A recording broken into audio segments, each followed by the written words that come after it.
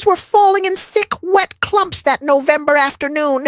That's what I remember most. Not the cold, not the silence, but the way the leaves stuck to everything.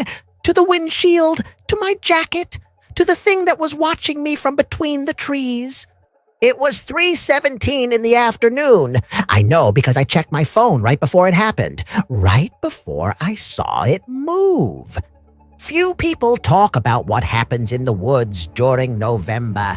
Most think of autumn as cozy, warm drinks, changing colors. But there's something else that comes with the season.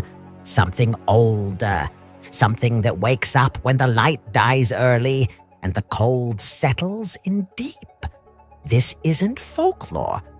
These aren't campfire tales meant to scare children. These are 10 real encounters, 10 moments when ordinary people faced something that shouldn't exist and survived to tell about it. Some of them wish they hadn't. Sarah was driving home from work on Route 7. It was November 3rd, a Thursday.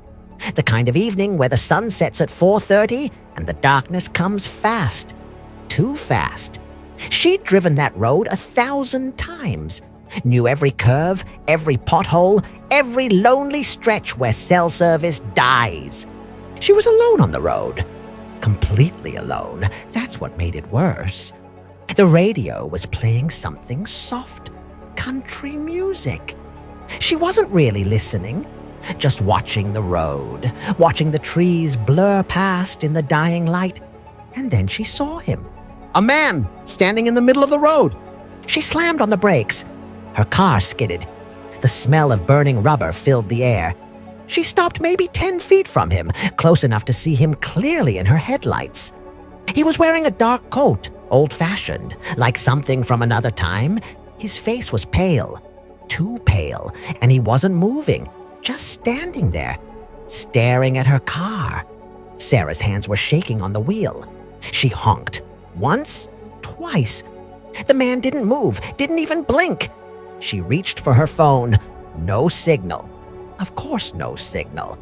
She sat there for maybe 30 seconds, maybe longer. Time felt strange. And then the man tilted his head. Slowly, like he was trying to understand what she was, what her car was. And he smiled. Not a normal smile. Something wrong, something that showed too many teeth. Sarah threw the car in reverse, started backing up, fast, and the man started walking toward her. Not running, walking, but somehow keeping pace with her car, like distance didn't matter to him.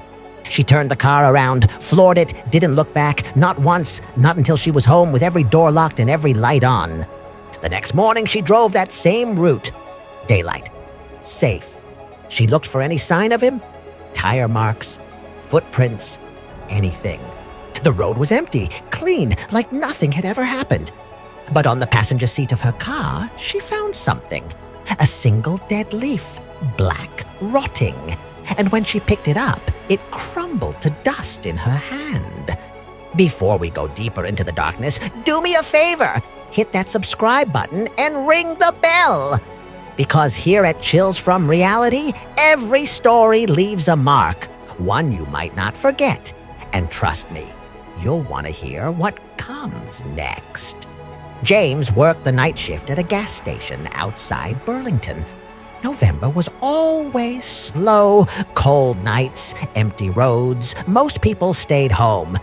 That's what he liked about it. The quiet, the solitude. It was November 9th, just past midnight. He was restocking cigarettes behind the counter when he heard the bell above the door chime. Someone had come in.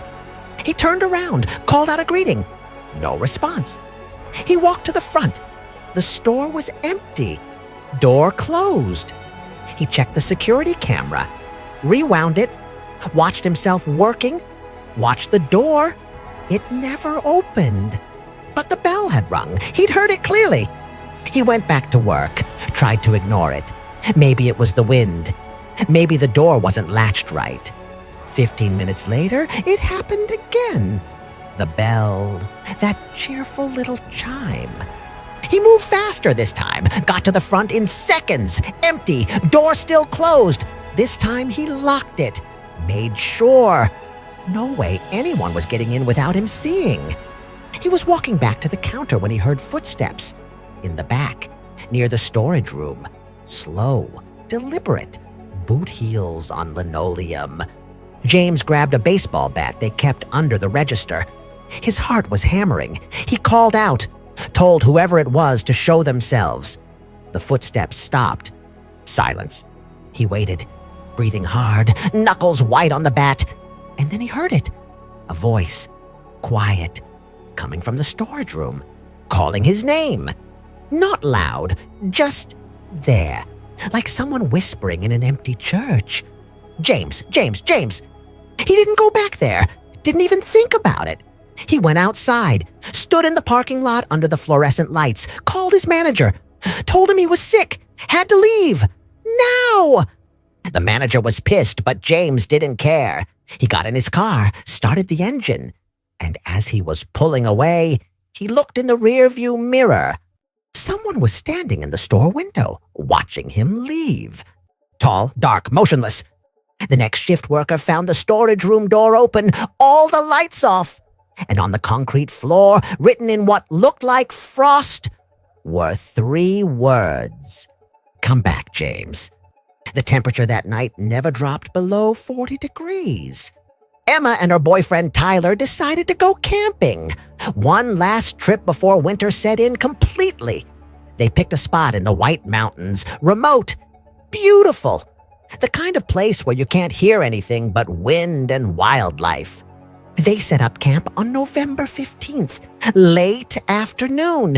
The sun was already low. They built a fire, cooked dinner. Everything was perfect, peaceful. Around 9 o'clock, they heard something moving in the woods. Not unusual. Deer, maybe a raccoon. Tyler laughed it off. Emma wasn't so sure. The sound was too big for a deer, too deliberate. They went to bed around 11. Their tent was small, warm. Emma was almost asleep when she heard it again. Footsteps circling the tent. Slow circles, over and over. She whispered to Tyler. He heard it too. They lay there, barely breathing, listening to something walk around their tent. Something heavy, something that stopped right at the door. The zipper started moving. Someone was opening their tent. Tyler grabbed his flashlight, turned it on, pointed it at the entrance. The zipper was halfway down, and through the gap they could see something. A hand, pale, dirty, with fingers that were too long. Tyler screamed at it, told it to get away. The hand pulled back, disappeared. They heard running, something crashing through the woods, away from them. They didn't sleep, didn't leave the tent, just waited for sunrise with their flashlights on and their knives ready. When morning came, they packed up fast. Didn't talk much, just wanted to leave. As they were loading the car, Emma found something on the ground near where their tent had been. A pile of leaves, arranged in a perfect circle, and in the center, a dead bird, its neck twisted backwards, its eyes missing. They never went camping again. Michael was a trucker, had been for 20 years. He'd driven every highway in New England, seen every kind of weather, every kind of weird, but nothing prepared him for November 21st. He was hauling freight down Interstate 91. Around 2 in the morning, the road was empty, just him and the darkness and the endless white lines. He was tired, not dangerously tired, just ready to be done. That's when he saw the woman. She was standing on the side of the highway, middle of nowhere. No car, no buildings, no reason for anyone to be there. She was wearing a white dress, thin, totally wrong for the weather. Michael slowed down, thought about stopping, but something felt off, really off. The woman wasn't moving, just standing there, facing the road, and as his headlights hit her, he saw her face. Empty. Not literally. But there was nothing there. No expression, no emotion. Just blank. He kept driving. Told himself it wasn't his problem. Probably just some drunk person.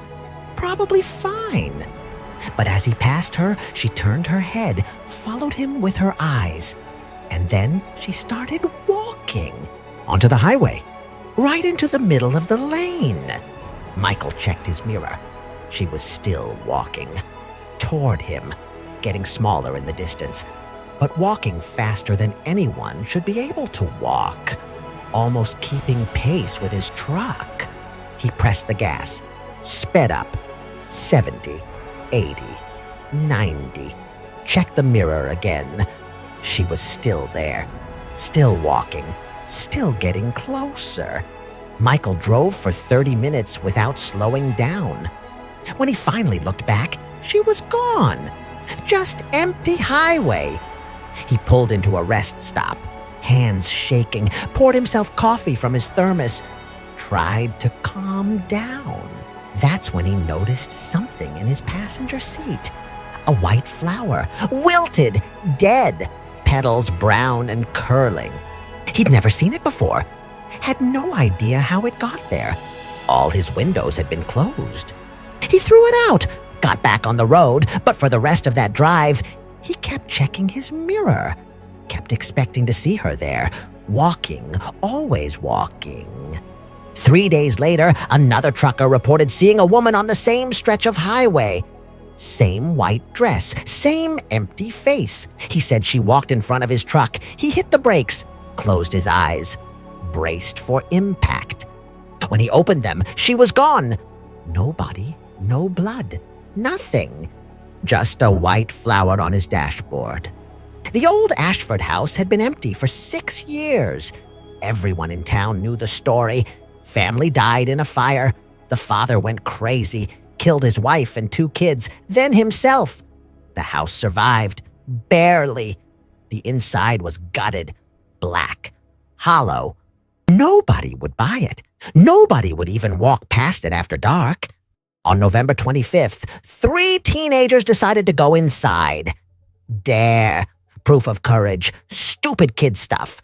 Their names were Connor, Jade, and Marcus. They brought flashlights, a phone for video, Dutch courage in a flask.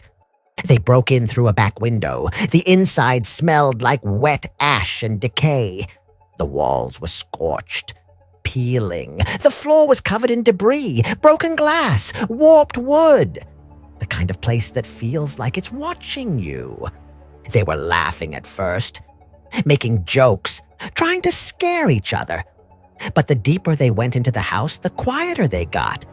Something about the place felt wrong, heavy, like the air itself was angry. They found the stairs, went up to the 2nd floor. That's where the bedrooms were, where the kids had died.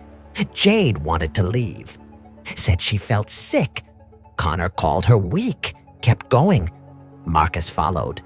The first bedroom was small, a child's room. The walls were covered in drawings, crayon pictures, stick figures holding hands, smiling suns, normal kid stuff. Except all the faces had been scratched out, violently, like someone had clawed at them. Marcus filmed it, moved his light around the room, and then the light caught something in the corner. A figure, small, child-sized, standing perfectly still. He screamed, dropped his phone. The flashlight rolled across the floor. And for just a second, they all saw it. A girl, maybe 8 years old, burned, her skin black and cracked, her eyes white, staring at them. And then the light went out. They ran, didn't think, didn't look back, just ran, down the stairs, through the house, out the window. They didn't stop until they were 3 blocks away. Gasping, crying. Jade was hyperventilating. Marcus realized he'd left his phone. Connor said, forget it. No way he was going back. But Marcus needed it. His whole life was on that phone. He went back alone. Daylight. Safe. told himself it was nothing, just fear, just shadows. He climbed back through the window, found his phone in the bedroom. Battery was dead, but the phone was intact. He was about to leave when he noticed something. New drawings on the wall, fresh, done in what looked like charcoal. 3 stick figures, running, and behind them, a small figure, following, smiling. Marcus moved out of town 2 months later. Won't talk about that night, but sometimes, late at night, he swears he hears a child laughing right outside his window. Rachel worked at a nursing home. Night shift. November was always hard. The residents got more confused, more agitated. Something about the darkness, the cold, it affected them. On November 28th, she was doing her rounds, checking on patients, making sure everyone was comfortable. She was in the East Wing, the oldest part of the building, when she heard singing, a woman's voice, soft, old-fashioned melody, coming from room 12. But room 12 was empty. Had been for 3 days.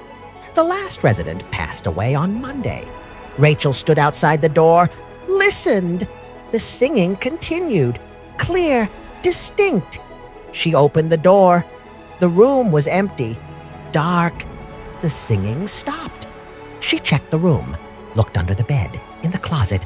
Nothing. She was about to leave when she heard it again, right behind her. Someone singing directly into her ear. She spun around. Empty room, empty hallway. But the temperature had dropped. She could see her breath in a heated building. Rachel left the room, closed the door, marked it on her chart, moved on. But for the rest of the night, she heard it, singing, following her from room to room, always behind her, always just out of sight. The next morning, she told her supervisor. The supervisor smiled, said the East Wing was haunted. Everyone knew. Most of the staff had heard things, seen things. They just didn't talk about it. Rachel asked who used to live in room 12. The supervisor checked the records. An old woman died in her sleep, peaceful, natural causes. But before she died, she kept talking about someone who visited her every night, a woman in a black dress who would sit by her bed and sing to her. The staff thought it was dementia, hallucinations. But the old woman was adamant, said the woman was beautiful, kind, and cold. So cold. 3 weeks later, room 12 was occupied again. New resident, 92 years old, blind, hard of hearing. Second night there, she rang her call button. Rachel responded. The old woman was sitting up in bed, smiling, said she just had the nicest visit. A woman came to see her, sat by her bed, sang to her, such a pretty song. Rachel asked what the woman looked like. The old woman said she couldn't see her, but she could feel her. Cold hands, soft voice, and she smelled like earth, like a grave. The old woman died in her sleep 4 days later. David and his son went hunting. Annual tradition, first week of December. They had a cabin in the woods, no electricity, no cell service, just them and nature, the way David's father had taught him. They arrived December 1st, late afternoon. The cabin was cold, dusty. They built a fire, unpacked their gear. David's son, Tommy, was 15, excited, his first real hunting trip. That night, they heard something on the roof. Heavy footsteps walking back and forth. David thought it was a raccoon, maybe a branch. He went outside to check. Nothing. Roof was clear, but the footsteps continued. All night. Walking, stopping, walking again. Neither of them slept well. In the morning, they laughed about it. Probably just the cabin settling. Old wood, cold weather. They went hunting, had a good day, saw a few deer, didn't take any shots, just enjoyed being out there. That night, the footsteps came back. Louder, more aggressive, like something was pacing. Angry. Tommy was scared. David pretended not to be. Told him it was nothing. Just sounds. Cabins made sounds. Around midnight, something slammed against the door. Hard. The whole cabin shook. David grabbed his rifle. Told Tommy to stay back. He opened the door, pointed his flashlight into the darkness. Nothing. Empty woods. Quiet. He closed the door, locked it, went back to bed. An hour later, it happened again. Slam! The door rattling on its hinges. David opened it faster this time. Still nothing. This happened 4 more times, each time louder, each time more violent. By dawn, they were exhausted, terrified. They packed up, left, didn't even clean the cabin, just got in the truck and drove. On the way out, David looked in his rearview mirror. Something was standing in the clearing, tall, dark, watching them leave.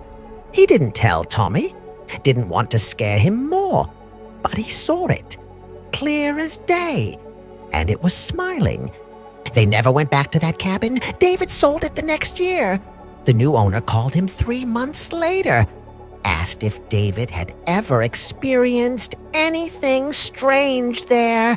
David said no, hung up. He didn't want to know, didn't want to hear. Some places aren't meant for people. Lisa was a photographer. She specialized in autumn landscapes. November was her favorite month. The light, the colors, the mood. She'd drive around back roads looking for perfect shots. On December 5th, she found an old cemetery. Hidden, overgrown, the kind of place that hadn't seen visitors in decades. Perfect. She grabbed her camera, started shooting. The cemetery was beautiful in a sad way. Crooked headstones, moss, fallen leaves. She spent an hour there, moving between graves, finding angles. She was lining up a shot of a particularly old headstone when she noticed something in her viewfinder. A figure, standing between 2 trees, watching her. She lowered her camera, looked with her own eyes. Nothing there. She looked through the viewfinder again. The figure was still there. Closer now. Lisa felt cold. She took a picture. The shutter clicked. She checked the screen. The photo showed the trees, the headstone, everything, except the figure. It wasn't there. She looked through the viewfinder one more time. The figure was right in front of her, close enough to touch. She ran, dropped her camera, didn't care, just ran to her car, started the engine, drove away without looking back. 3 miles down the road, she pulled over, tried to calm down, told herself it was nothing. Stress, tired eyes, a trick of the light. But when she got home and checked her camera, she found something. In every photo she'd taken that day, there was something in the background. A blur, a shadow, a figure. And in each photo, it was closer than the last. The final photo was of the ground, the picture she'd taken right before she ran. And in the corner of the frame, you could see it. A hand reaching toward the camera. Lisa deleted every photo, threw her camera away, quit photography. She works in an office now, 9 to 5. Fluorescent lights, no shadows. She likes it that way. But sometimes when she's alone, she feels it. Someone standing behind her, watching, waiting. And she remembers that cemetery, that figure, that hand, and she knows it followed her home. The final story isn't about a place or a person. It's about a sound. In a small town in Vermont, there's a road, old logging road, barely used anymore. Locals call it the Whisper Road, because if you drive down it on a November night, you'll hear something. A whisper coming from the woods. It's not wind. It's not animals. It's a voice, speaking words you can almost understand. Almost, but not quite. Like someone speaking a language you used to know but forgot. Dozens of people have heard it, reported it, tried to record it, But it never shows up on recordings, only in person, only on that road, only in November. A historian researched it, found old records. Turns out a logging camp used to be near that road back in the 1800s. One winter, 23 men died. Avalanche. Buried alive. They tried to dig them out, but the snow was too deep, too heavy. By the time they reached them, it was too late. They say the men called for help, screamed for days, their voices echoing through the valley, growing weaker, quieter, until they were just whispers. And every November, when the temperature drops and the snow threatens to fall, you can still hear them, calling out, asking for help, begging not to be forgotten. People still drive that road, some out of curiosity, some because it's the fastest route. And they all hear it, that whisper, that voice that sounds almost human, almost like someone you know. And the worst part isn't hearing it. The worst part is what happens after. Because once you hear the whisper, it doesn't stop. It follows you. You'll hear it at home, at work, in the middle of the day. A quiet voice calling your name, asking you to come back, to help, to dig. Some people move away, change their names, try to escape it. But it doesn't matter. The whisper finds them because the dead don't forget. And they don't forgive. November is almost over now. The leaves have fallen. The cold has settled in. And somewhere in the darkness, something is waiting, watching, listening. Maybe it's watching you right now. Maybe it's been watching you this whole time. If this story made your heart race, hit that like button and subscribe. Because here at Chills from Reality, the fear doesn't end when the story does. It follows you home. It waits in the dark corners of your room. And it whispers your name when you're alone. Sweet dreams!